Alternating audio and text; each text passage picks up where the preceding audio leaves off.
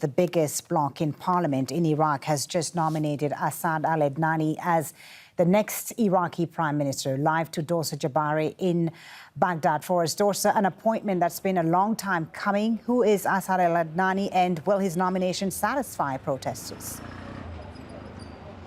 Well, it is very unlikely that this nomination will go down well here. He is the governor of Basra province, which is technically the richest province in Iraq because it has the most oil in all of the country. But it is actually one of the poorest, where the infrastructure is very, very dire. And the protests that have started in Basra have been ongoing for many months.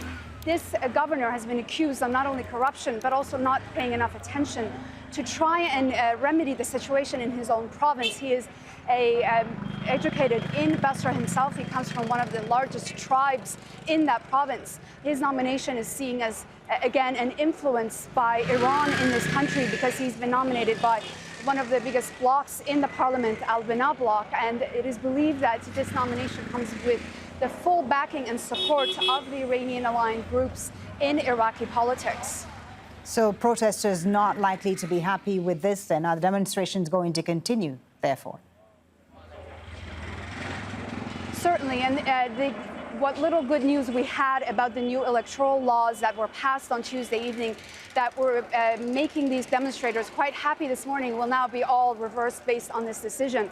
This will just show that their position has to go on. The demonstrators have to continue, because this decision shows that they are not a part of their own political process, that their choosing of the prime minister is not up to the Iraqi people, but rather the parliament and the largest blocs there. And this is a point of contention.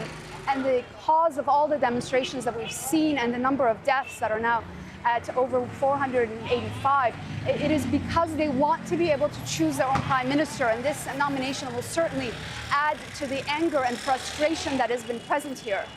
Thank you for that, Dorsa Jabbari, with the latest from Baghdad, where again the biggest parliamentary bloc has nominated Asaad al-Eidani as the next Iraqi prime minister.